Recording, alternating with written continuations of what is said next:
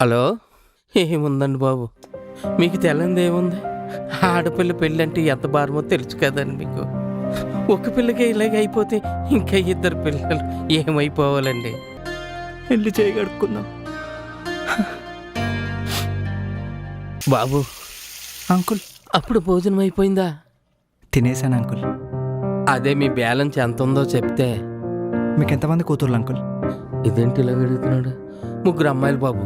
అబ్బా, మొన్న పెద్ద అమ్మాయి పెళ్లి చేసి అందరం ఇలాగ అయిపోయాం. ఇంకా 2 అమ్మాయిలు పెళ్లి చేయాలి. ఎలా తట్టుకోవాలో ఏంటో బాబు, అదే అర్థం కావట్లేదు. అయినో అంకుల్, అయినో ఆడపిల్లలకు పెళ్లి చేయాలంటే ఎంత కష్టమో నాకు తెలుసు అంకుల్. I can understand. ఏమన్నా ఉంటే మీ చిన్న కూతురు పెళ్లిలో చూసుకుందాం.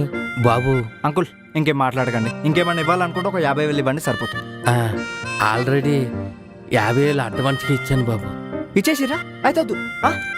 మీరు జాగ్రత్త అంకుల్, మీ ఆరోగ్యం జాగ్రత్త. అలాగే బాబు. నేను వెళ్ళాలా? ఓకే. అమ్మ వాళ్ళు కూడా జాగ్రత్త. అలాగే బాబు. పిచ్చి పులకాయ గడి.